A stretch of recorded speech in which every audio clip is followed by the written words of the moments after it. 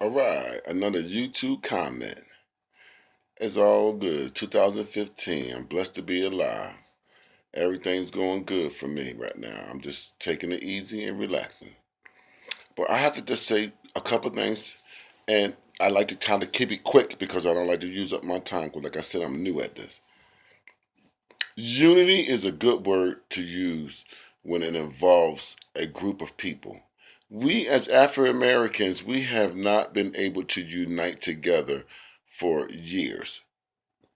Subconsciously, we are unable to unite because when they brought us over here off the boats, they separated us. They took the mama from the child, the father from the wife, the husband from.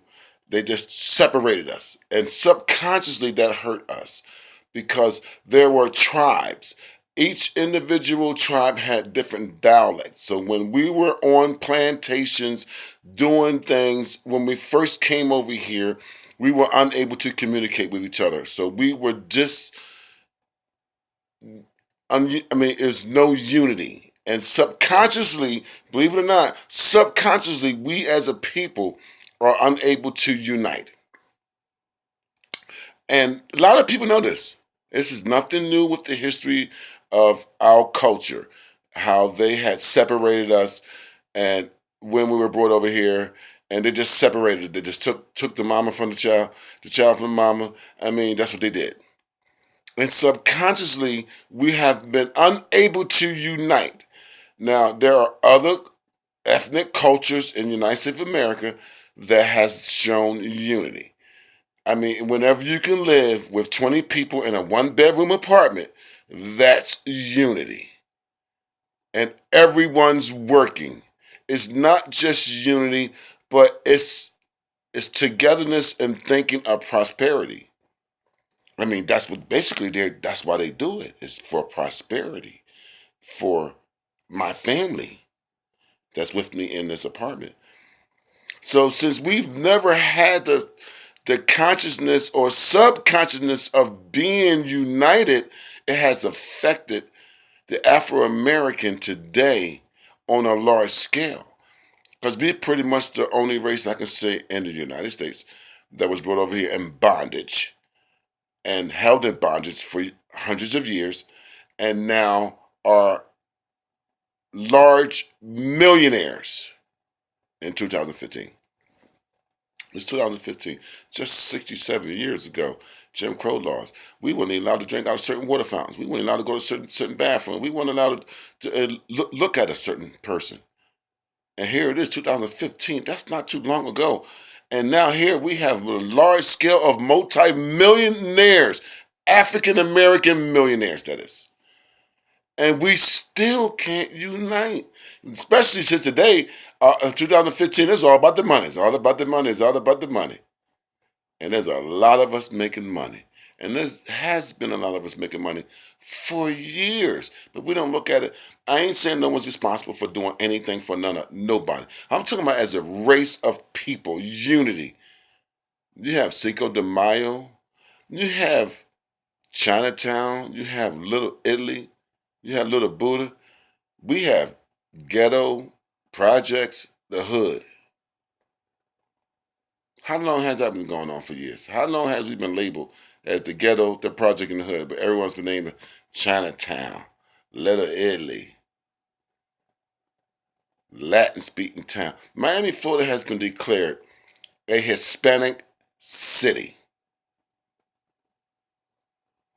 Ain't gonna say too much more than that. But we still have the hood, the ghetto, the projects. That should have been changed by now.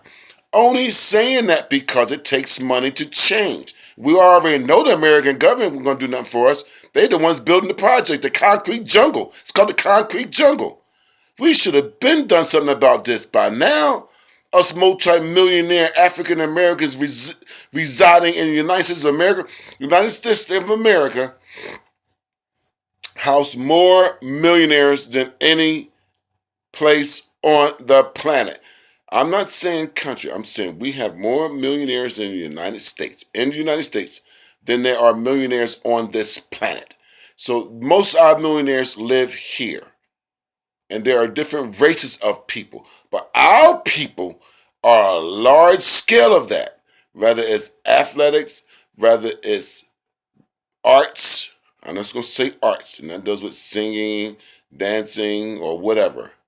But we house most of that talent here and make multi-million dollars of it. And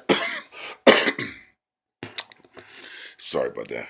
But at the same time, it's bad that we are not doing anything about that as unity as a race. We have not united our money. It's not my money, whatever, but I'm sure I'd add my little 2 cents to it. But if I was a multi-millionaire, I'll damn sure do something to change that stereotype of the hood, the ghetto, and the projects. By now, in 2015, those things still exist. And crime is, you know what, sometimes I like to talk on this, but it's getting to a point where as though I'm not able to do it because it's hard. It's hard in 2015 because I've been around a minute and we still have the ghetto, the hood, and the projects. We still have black on black crime. We still are killing each other on a larger scale, way more. At the scale we're doing, we ain't going to beat the daggone suffering years. We're not going to beat that. At the rate we're going, we are. I can't say we're going to kill each other by the millions, but at the rate we're going, black on black crime, ISIS, Taliban ain't doing nothing to us over here. None of that's happening to us over here. We are killing each other. And black on black crime is the worst part of it. How in the world are you going to go rob your neighbor? How in the world are you going to go steal from neighbor? How are you going to go kill your friend because he whatever? Black on black crime needs to stop.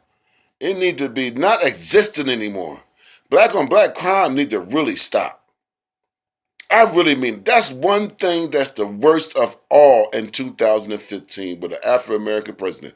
We are still killing each other on a larger scale. Chicago had the largest deaths in 4th of July 2015 of shootings, not deaths, but I say shootings by gun on the weekend. And they was telling us, on the 4th of July, we need to watch out for terrorist acts. Ain't no terrorists killing us. We killing each other, but the black people, Afro-Americans, we are killing each other on a larger scale.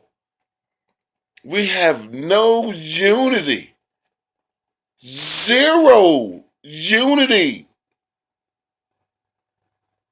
Especially with the multimillionaires that live in this country. I'm not saying y'all responsible for anything, but they get together and group together.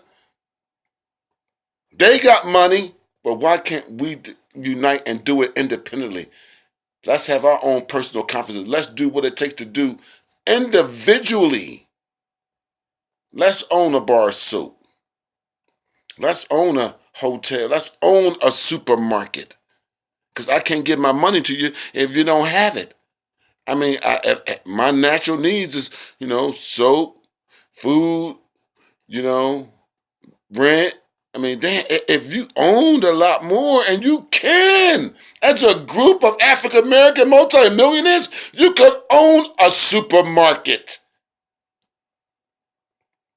And it starts there, so I can give my money to you, and not just me, everybody else too.